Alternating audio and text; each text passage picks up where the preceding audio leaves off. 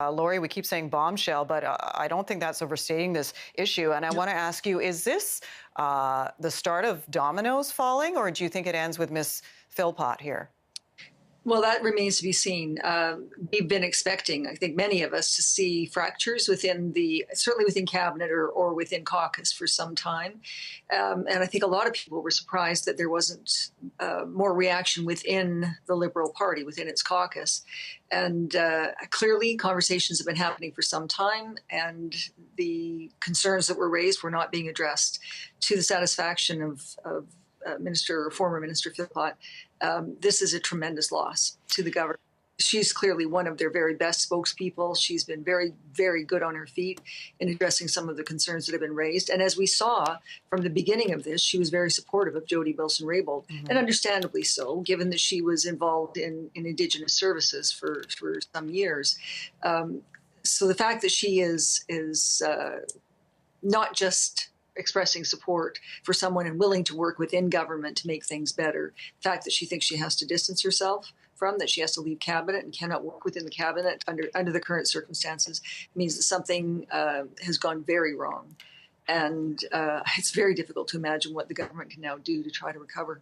Well, and that's the big question. What do they do next? What would you advise them to do next? We seem to have people lining up either, again, as I've said before, behind Justin Trudeau and the PMO, and then Jody Wilson-Raybould. I mean, the name Carolyn Bennett comes to my mind in terms of the other person who was highly supportive of Miss Wilson-Raybould.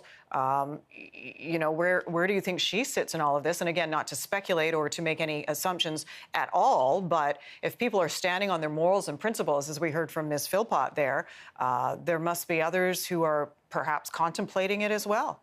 And I think all eyes will be on Carolyn Bennett. You're quite right about that.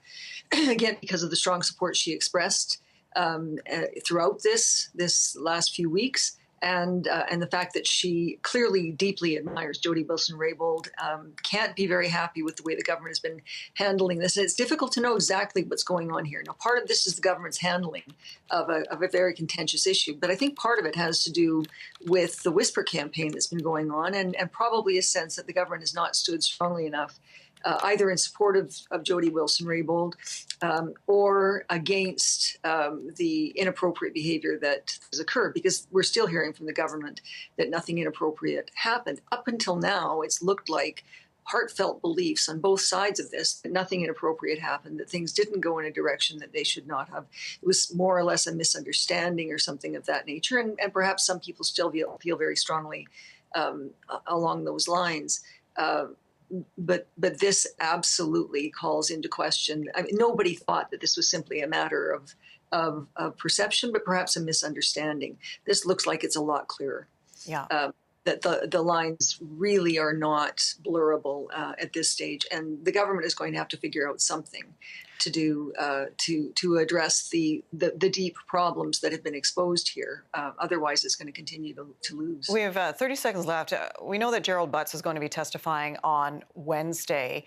How does he stop the bleeding, if that's possible?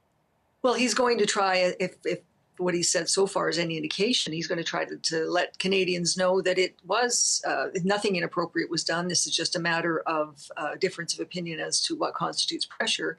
And it would have been a very difficult job for him, even without this resignation, because Jody Wilson-Raybould was a powerful witness to something that she thought was done wrongly.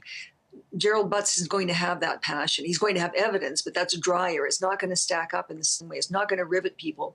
I mean, it's astonishing how many people have been actually watching this across the country. They're not going to be as compelled in dealing with or watching Gerald Butz. He will not be as compelling a witness. And now, faced with two very principled women standing together against the government, against the cabinet, and against this action, it's very difficult to imagine what they can do without actually removing more of those who've been associated with this. Laurie Williams, a political science professor at Mount Royal University. Always appreciate your time, Professor. Thank you.